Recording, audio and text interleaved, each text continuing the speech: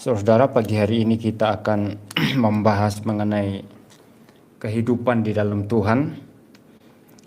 Dan ada orang-orang yang berpandangan bahwa kita bisa hidup sempurna selama berada di dalam dunia ini. Nah, tentu saja pandangan semacam ini adalah pandangan yang sama sekali salah, karena kita manusia itu penuh dengan cacat dan kelemahan. Ya, itu Pendeta Erastus Sabdono itu mengajarkan bahwa kita harus berjuang supaya sempurna.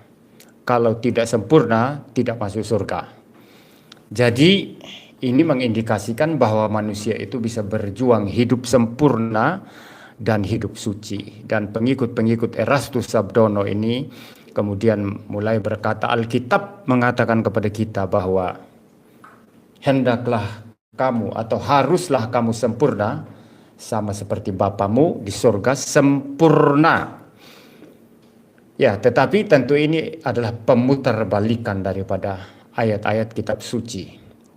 Karena Tuhan adalah Tuhan, manusia adalah manusia, saudara. Mustahil Tuhan sama dengan manusia atau manusia sama dengan Tuhan. Ya, itu pertama. Jadi Tuhan itu tidak terbatas. Tuhan itu maha kuasa. Tuhan itu maha hadir. Tuhan itu dalam segala sesuatu mempunyai kualitas yang sempurna, yang tidak ada cacat sedikit pun.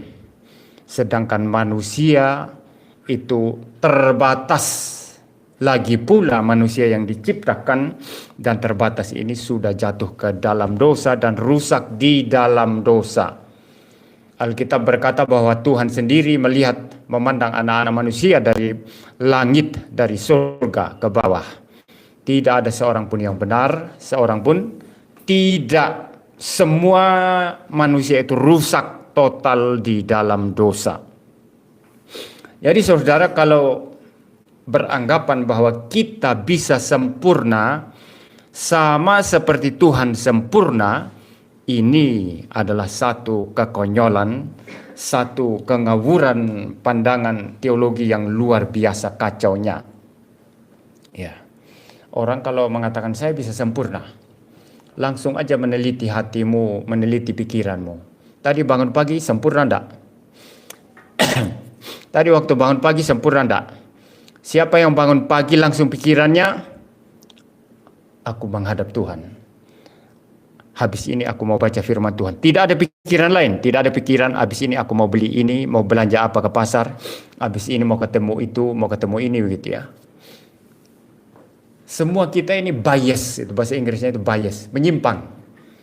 Tidak ada yang betul-betul lurus. Hidup suci itu adalah sesuatu perjuangan, bukan sudah kita miliki. Ya. Kesempurnaan itu adalah perjuangan, bukan sesuatu yang kita bisa miliki atau sudah kita miliki, ya.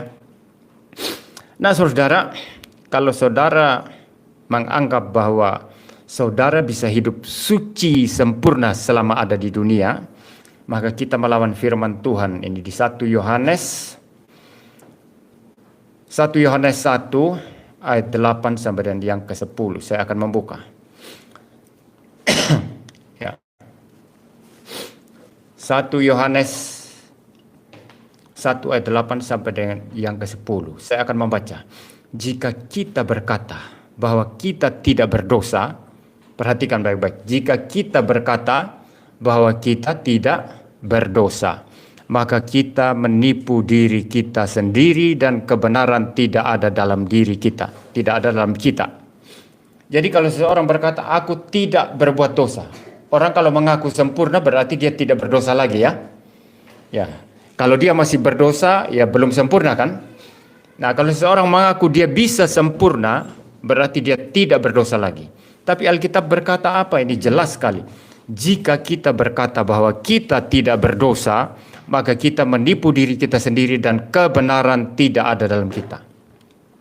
Ternyata mereka yang berkata bahwa saya tidak berdosa lagi, saya sudah suci, saya sudah sempurna, ternyata adalah penipu. Ini Alkitab yang berkata loh. Maka membaca Alkitab itu harus seimbang, ya. Jangan menggunakan Matius 5 ayat 48 yang mengatakan haruslah kamu sempurna sama seperti Bapamu di surga sempurna. Itu berarti bahwa kita bisa sempurna. Tapi Alkitab berkata siapa bilang dia sempurna, siapa bilang dia tidak berdosa lagi, dia menipu dirinya. Dia adalah penipu. Siapa melawan firman Tuhan ini, saudara? Ada banyak orang membaca Alkitab tidak seimbang. Baca satu ayat, yang lain dibiarkan. Maka tafsirannya menjadi kacau luar biasa. Ya. Ini saya masih batuk-batuk, saudara. Maafkan saya ya. Ayat 9 ya. Jika kita mengaku dosa kita. Ini berarti apa? Bahwa kita berdosa. Jika kita mengaku dosa kita, maka ia ini Allah ya. Maka ia adalah setia dan adil. Sehingga ia akan mengampuni segala dosa kita. Dan menyucikan kita dari segala kejahatan. Jadi kamu mengaku dosa aja. Itu kata firman Tuhan. Kalau kamu mengaku dosa, Tuhan akan mengampuni kamu. Paham ya, saudara ya? Jadi nggak ada orang sempurna, nggak ada orang tidak berdosa. Alkitab berkata kamu berdosa, akui dosa. Ya, semua ya, termasuk pendeta seperti saya. Ya, ayat 10, perhatikan baik-baik. Jika kita berkata bahwa kita tidak ada berbuat dosa, perhatikan. Jika kita berkata bahwa kita tidak ada berbuat dosa, maka kita membuat dia menjadi pendusta dan firman-Nya tidak ada dalam kita. Kalau tadi dikatakan kalau kamu bilang kamu tidak berdosa, kamu menipu diri, kamu penipu. Ini ayat 10 mengatakan, jikalau kamu berkata kita tidak berbuat dosa, kita tidak ada berbuat dosa, kita menjadikan Tuhan pendusta. Bayangkan, kamu menjadikan Tuhan pendusta. Itu artinya kamu berkata ya Tuhan pendusta. Karena firman Tuhan berkata kamu berdosa. Kamu adalah orang-orang berdosa yang rusak di dalam dosa. Ya. Jadi dengan demikian saudara, tak boleh orang menyombongkan diri mengatakan dia bisa sempurna selama di dunia ini, bisa hidup suci sama seperti Tuhan. Ya, itu adalah sesuatu tafsiran atau pandangan teologi yang sama sekali salah. Saya baru mendengar satu, ya saya anggap berita ya, yang sebetulnya tidak mengagetkan saya. Seseorang mengontak saya mengenai seorang pendeta, ya tidak usahlah kita sebut nama ya, seorang pendeta yang selama ini teriak-teriak hidup suci, hidup sempurna, ya hidup suci, hidup sempurna, harus sama seperti Yesus, kalau tidak masuk surga. Bahkan kadang-kadang menepuk dadanya. Gereja ini paling benar katanya. Ini. Saya dengar saudara dalam satu rapat. Maafkan saya batuk terus ini. Saya dengar dalam satu rapat. Ya, sudah ada ini. Sudah ada. Saya dengar dalam satu rapat. Karena dia tidak setuju dengan seseorang. Dia berdiri, dia ngamuk-ngamuk. Sambil menunjuk-nunjuk. Lalu mikrofon yang dia pegang untuk bicara, dia banting saudara. Ini pendeta yang bilang hidup suci setiap hari. Tapi ngamuknya bisa seperti itu di depan rapat. Menunjuk-nunjuk orang begini. Lalu kemudian mikrofonnya, ya ini kayak mikrofon yang di depan saya dibanting. Jadi itu ajaran gimana harus hidup sempurna. Dia sendiri mana mungkin bisa hidup sempurna. Tidak ada manusia bisa hidup sempurna. Yang ada itu adalah perjuangan untuk hidup suci. Yang ada itu jangan saudara tidur di dalam dosa. Ini yang dibenci Tuhan. Harus membereskan dosa. Harus menyelesaikan dosa. Jangan membiarkan dosa beranak pinak di dalam kehidupan kita. Ya. Jangan biarkan dosa itu terus berkembang di dalam kehidupan kita, saudara. Ya. Jadi Alkitab berkata, kalau kamu berkata kita tidak ada berbuat dosa, maka kita menjadikan Tuhan pendusta. Karena Tuhan dan firman-Nya berkata, semua manusia sudah rusak dalam dosa. Tidak ada seorang pun mencari Allah, seorang pun tidak. Ya, kalau begitu apa maksudnya Matius? Mungkin saya melanjutkan satu ayat berikut yang sering dipakai untuk membela diri ya. Bagi mereka yang berkata bahwa kita bisa hidup sempurna, bisa tidak berbuat dosa lagi kalau kita betul-betul taat kepada Tuhan. Saya membaca dulu sekarang 1 Yohanes 3 ayat yang ke-6. 1 Yohanes 3 ayat yang ke-6. Saya baca ya. Karena itu, setiap orang yang tetap berada dalam Dia, perhatikan, setiap orang yang tetap berada dalam Dia, ya, dalam Tuhan, dalam Kristus, tidak berbuat dosa lagi.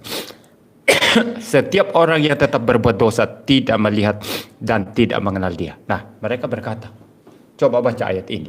Di sini dikatakan, siapa yang tetap berada dalam Dia, tetap berada dalam Tuhan, tidak berbuat dosa lagi. Maka kalau begitu, kalau kita tetap berada dalam Tuhan, kita bisa sempurna, kita bisa tidak berbuat dosa lagi. Nah, sekali lagi ini adalah pemahaman yang salah terhadap ayat ini. Perhatikan baik-baik di sini. Siapa yang tetap di dalam Dia, katanya. Berarti kamu harus tetap di dalam Tuhan. Ini satu kondisi, saudara. Kondisinya adalah seseorang yang tetap di dalam Tuhan. Baru muncul istilah dia tidak berbuat dosa lagi. Ya.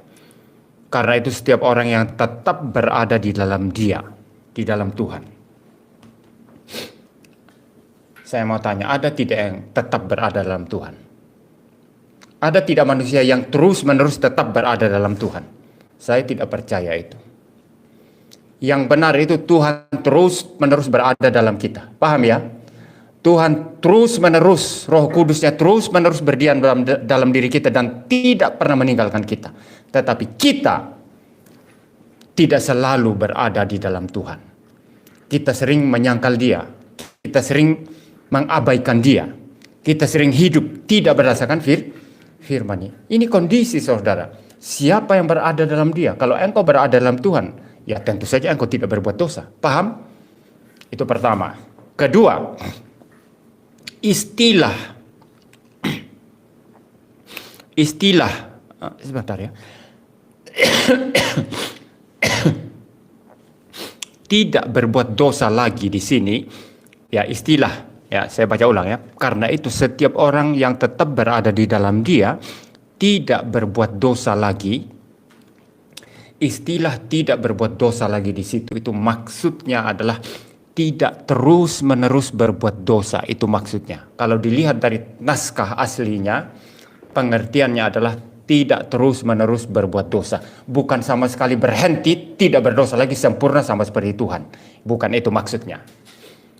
Jadi artinya orang yang berada dalam Kristus tidak berkanjang dalam dosa. Maka ini yang saya sering tegur keras. Seseorang mengaku melayani Tuhan, hidup dalam Tuhan. Ya, tapi mabuk-mabuk. Berzinah. Begitu gampang. Ini kekristenanmu di mana? Kalau Roh Kudus diam di dalam diri kita, begitu gampang berbuat dosa? Tidak mungkin. Ya, tidak mungkin, saudara. Begitu gampang memperalat orang lain untuk kekayaan diri atau kepentingan diri. Tidak segampang itu, saudara. Maka ini yang membedakan antara orang percaya dan tidak percaya. Orang percaya masih bisa berbuat dosa. Orang percaya tidak mungkin sempurna selama ada dalam dunia ini. Orang percaya tidak mungkin tidak berdosa lagi selama ada di dunia. Tetapi orang percaya tidak segampang itu berbuat dosa. Orang percaya sulit berbuat dosa. Kalau orang lain gampang berbuat dosa. Tapi kita sulit berbuat dosa. Maka kalau kita orang Kristen jarang sekali mengatakan tidak kepada dosa. Tapi lebih mudah menerima dosa. Kekristenan kita perlu dipertanyakan. Anda sudah dilahirkan kembali atau belum? Ya, ini sesuatu hal yang serius sekali. Jadi dari apa yang saya jelaskan di sini, saya bantah dua hal yang ekstrim yang salah dan menyesatkan.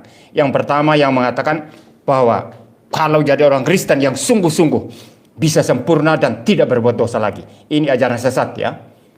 Orang Kristen masih bisa berbuat dosa. Orang Kristen selama hidup di dunia ini tidak mungkin sempurna sama seperti Tuhan. Itu pertama. Kedua, ekstrim atau ajaran sesat berikut yang menganggap orang Kristen ya samalah dengan orang-orang lain. Kita juga kan penuh kelemahan, namanya manusia. Jadi dia gampang berbuat dosa sama dengan orang tidak percaya kepada Kristus. Ini juga sesat ini. Yang membedakan orang percaya dengan tidak percaya apa? Orang tidak percaya gampang berbuat dosa, gampang menipu. Orang percaya sulit berbuat dosa, berani lawan dosa. Ini bedanya. Jadi kita harus menjadi orang Kristen yang seimbang. Kalau saya di sini khotbah setiap minggu, oh saya sudah sempurna ini. Nih, mau lihat teladan? Lihat nih. Ini sudah suci ini. Sudah hebat ini. Saudara kalau tahu dosa-dosa yang saya lakukan, saudara mungkin kaget langsung mati. Iya, kaget langsung mati karena, kok begitu ya pendeta ini? Katanya dia sudah sempurna, tepuk dada. Ini ekstrim yang jahat, ini ajaran sesat. Tapi sama jahatnya, sama sesatnya mengatakan, ya orang Kristen sama juga dengan orang-orang lain. Kita semua punya kelemahan, kita semua bisa berbuat dosa. Jadi begitu mudah berbuat dosa. Ini juga kesesatan. Apalagi kalau menganggap bahwa saya diselamatkan karena anugerah Allah. Ya Tuhan Yesus sudah tanggung semua kok. Ya tidak apa-apa dong saya berbuat dosa. Ini lebih sesat lagi. Mungkin orang ini bukan orang pilihan, bukan orang yang sudah diregenerasi. Orang yang sudah dipersiapkan untuk neraka. Sehingga dia mempunyai pemikiran yang begitu jahat. Oh, saya sudah diampuni Tuhan Yesus. Tuhan Yesus loh. Dosa saya dari lahir sampai mati. Kalau begitu, ya bebas saja saya berbuat dosa. Kan sudah dihapus sama Tuhan dosa-dosa saya. Saya buat dosa besok, dihapus lagi. Ini ciri khas orang yang akan masuk ke neraka. Dia bukan orang Kristen. Jangan memandang enteng anugerah Tuhan, lalu kita bermain-main dengan dosa. Orang Kristen sulit berbuat dosa. Harus berani lawan dosa. Tetapi sekaligus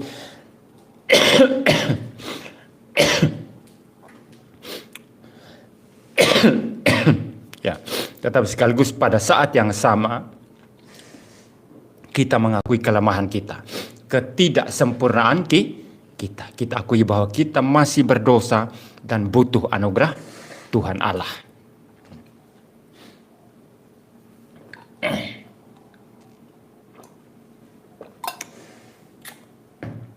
Saya tidak tahu ini ya. Sudah 1 bulan lebih ini pilek nggak habis-habis. Ya. Dulu sebelum vaksin tidak seperti ini ya. Setelah vaksin malah kekebalan tubuhnya hilang. Dulu itu pilek nggak mempan sama saya dulu. Kalau rasa pilek pagi hari, sore hari sudah sembuh. Ini bisa 1 bulan lebih, ini bisa 2 bulan nanti ya. Tapi saya tidak kasih obat. Jadi melatih tubuh saya untuk lawan. Nanti kalau tubuh saya sudah menang, saya nggak gampang pilek lagi. Kalau dikit-dikit pakai obat ya susah. Nanti gampang sakit juga. Nah saudara, kita kembali kepada Matius 5 ayat yang ke-48. Karena itu haruslah kamu sempurna sama seperti Bapamu di sorga adalah sempurna.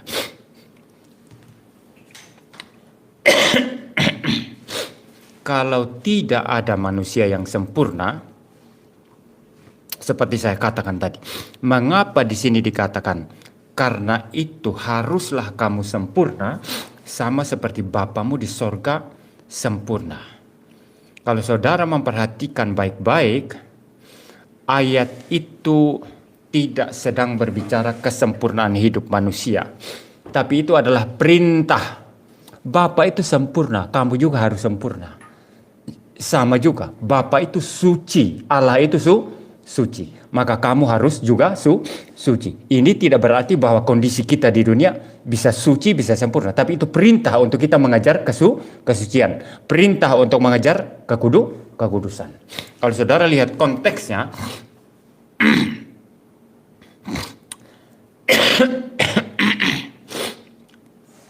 di ayat-ayat sebelumnya itu sedang berbicara tentang kasih. Ya, kamu mungkin saya baca aja dari ayat 44 ya. Tetapi aku berkata kepadamu, kasihilah musuhmu dan berdoalah bagi mereka yang menganiaya kamu.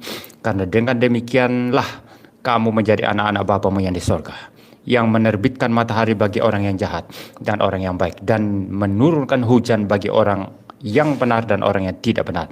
Apabila kamu mengasihi orang yang mengasihi kamu, orang yang mengasihi kamu, apakah upahmu? Bukankah pemungut cukai juga berbuat demikian? Dan apabila kamu hanya memberi salam kepada saudara-saudaramu saja, apakah lebihnya daripada perbuatan orang lain? Bukankah orang yang tidak mengenal Allah pun berbuat demikian? Karena itu haruslah kamu sempurna sama seperti Bapamu yang di sorga sempurna. Konteks ayat ini di mana Tuhan Yesus memerintahkan kita untuk sempurna sama seperti Bapa di surga sempurna, dia bicara tentang kasih, pengampunan. Pengampunan yang radikal. Musuh harus diampuni. Berdoa bagi mereka yang menganiaya kamu.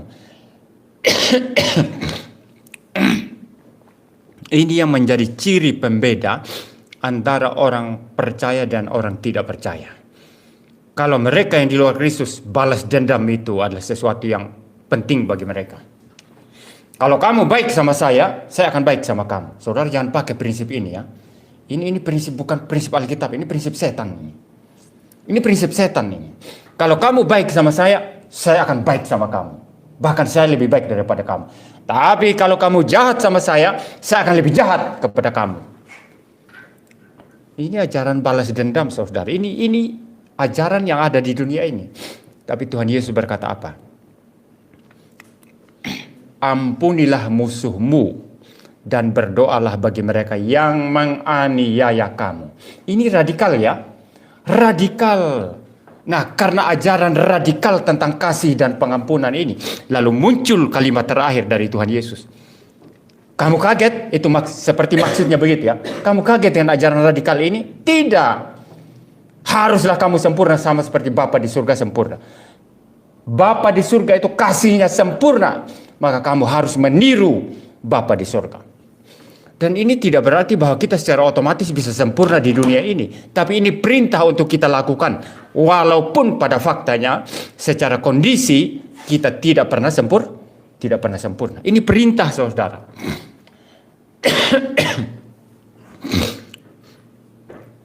Banyak orang comot-comot ayat lalu dijelaskan seenak udelnya sendiri, lalu kemudian anggap kita bisa sempurna. Nih, lihat contoh ini. Lihat saya. Mau lihat teladan ya? Lihat saya.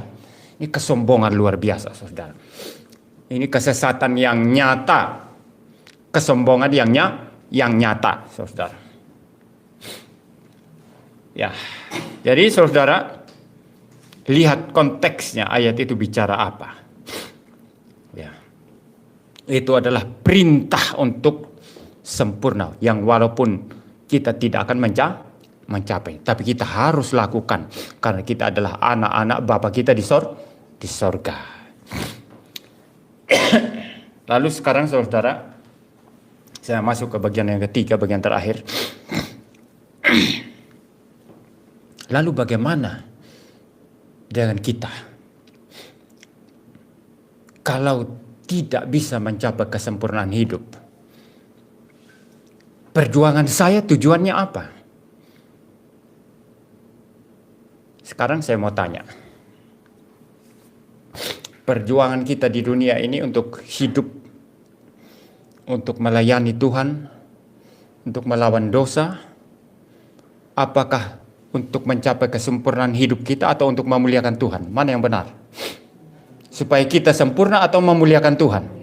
Memuliakan Tuhan.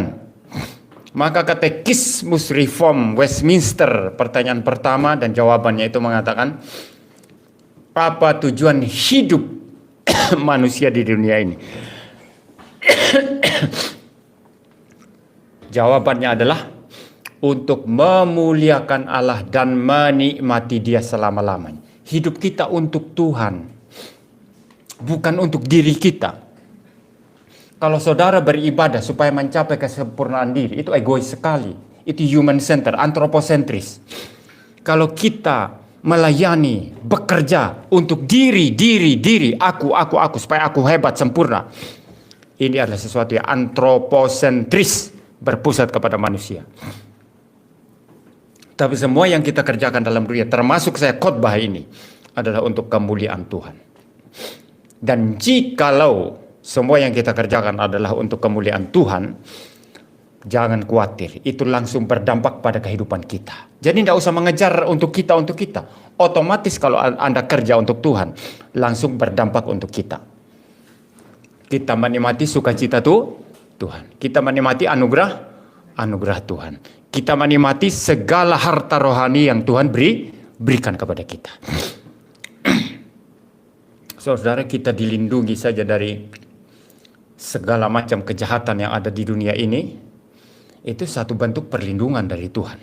Ya, ini secara jasmaniah yang orang sering lihat, sering pandang. Ya, kita bisa melewati COVID ya.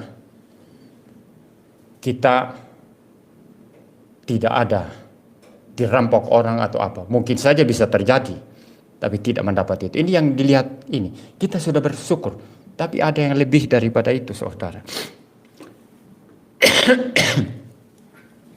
Tuhan mengampuni dosa-dosa kita. Di mana dosa-dosa kita itu bisa menyeret kita ke neraka, masa saudara kita tidak mengucap syukur? Masakan kita tidak hidup untuk Tuhan? Dan ketika kita hidup untuk Tuhan, ada timbal baliknya. Kita menikmati hidup dalam Tuhan. Sukacita, kesenangan, damai sejahtera. Ya, segala sesuatu dalam Tuhan. Kalau Anda bisa hidup jujur, jangan kira itu karena usaha Anda. Tapi karena Tuhan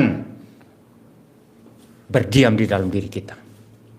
Kalau Anda bisa hidup beres, itu akibat daripada kita memuliakan Tuhan. Kita mau memuliakan Tuhan, mau menyenangkan hati Tuhan, mau menyukakan hati Tuhan.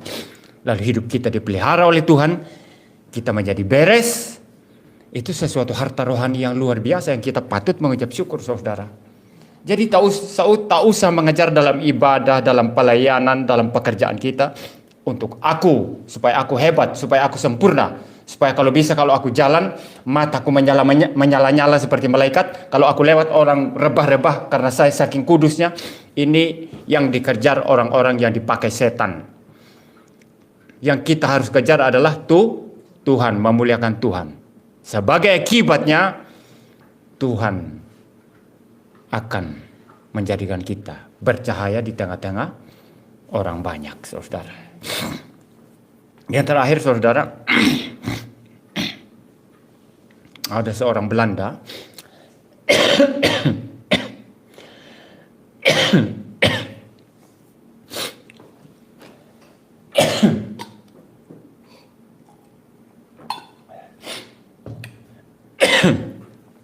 ada seorang Belanda, saudara,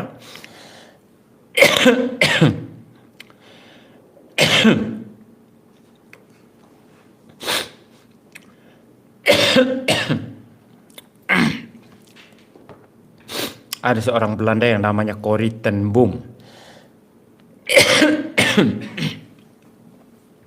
Kemungkinan dia adalah keturunan Yahudi atau mungkin tidak ya, mungkin keturunan Yahudi, tapi orang Belanda. Ketika zaman Nazi Hitler itu membunuh orang-orang Yahudi, keluarga Corrie ten Boom ini menyembunyikan orang-orang Yahudi di rumah mereka untuk menyelamatkan orang-orang Yahudi dari pembunuhan Hitler. Ya. Hitler itu adalah orang yang sangat kejam luar biasa. Tapi akhirnya kemudian keluarga ini ketahuan ketahuan menyembunyikan orang-orang Yahudi sehingga tidak dibunuh. Akhirnya mereka ditangkap satu keluarga, dipenjarakan. Nah, Corrie ten Boom ini berasal dari gereja Reform Belanda. Saya tidak tahu gereja apa ya, tapi gereja Reform Belanda. Kemudian menjadi penulis setelah bebas dari penjara Nazi Hitler tadi. Dia menjadi penulis dan pembicara Kristen keliling. Suatu saat dia berkhotbah atau berceramah di satu tempat. Dia berceramah tentang kasih Kristen. Bagaimana orang Kristen mengasihi, mengampuni. Lalu di bagian paling belakang ruangan itu ada seseorang tua duduk sendirian di sana. Sudah tua. Dia sambil Corrie ten Boom ceramah, sambil mencoba mengingat-ingat orang tua itu. Akhirnya dia ingat. Ternyata orang itu adalah salah satu tentara yang menganiaya keluarganya. Tentara Nazi Hitler yang pernah menganiaya keluarganya. Lagi duduk, bapak tua lagi duduk di belakang mendengarkan ceramah Corrie ten Boom. Tiba-tiba saja Corrie ten Boom muncul ketidaksukaan dalam hatinya. Tapi dia sementara sedang ceramah tentang kasih Kristen. Timbul tidak suka, ini orang yang dulu dalam hatinya. Sambil terus ngomong ceramah, sambil hatinya bilang ini orang yang dulu menyiksa keluarga saya. Setelah selesai ceramah, Corrie ten Boom pura-pura tidak tahu aja orang itu. Ya Salaman dan semua orang. Dan dia pura-pura tidak hiraukan bapak itu. Tapi hati nuraninya bilang apa?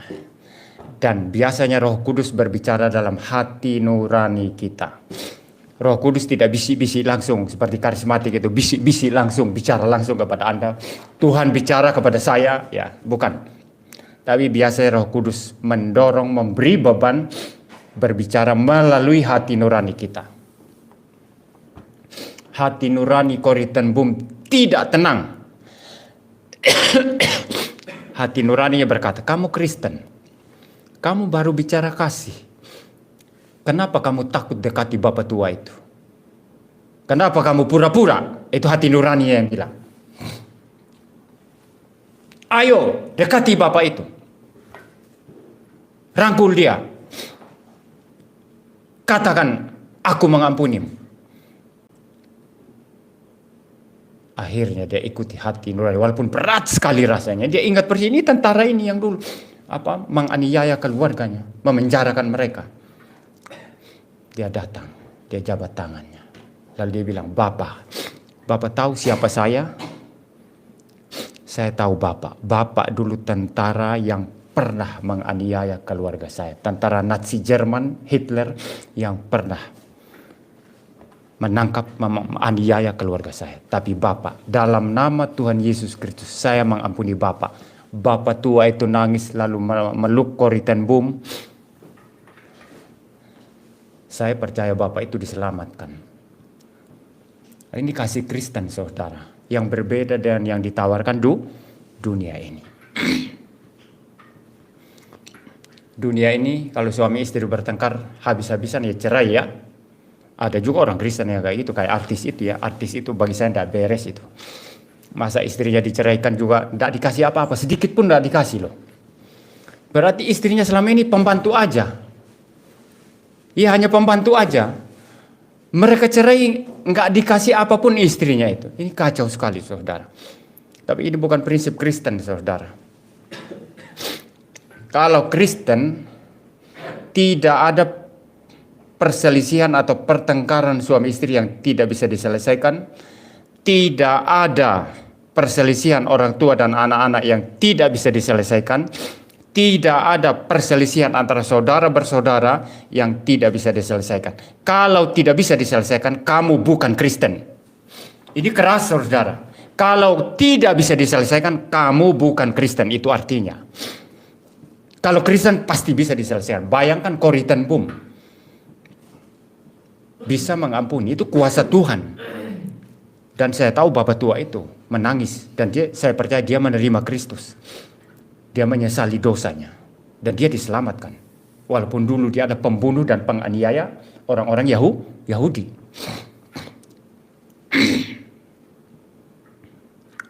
Orang Kristen itu berbeda, saudara. Mempunyai sesuatu yang berbeda, yang unik.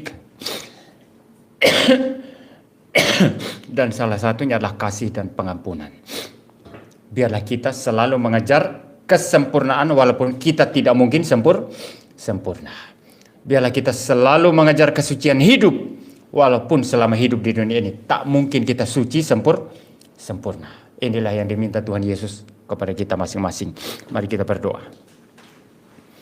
Bapa di surga, terima kasih Tuhan untuk pagi hari ini, untuk firman-Mu.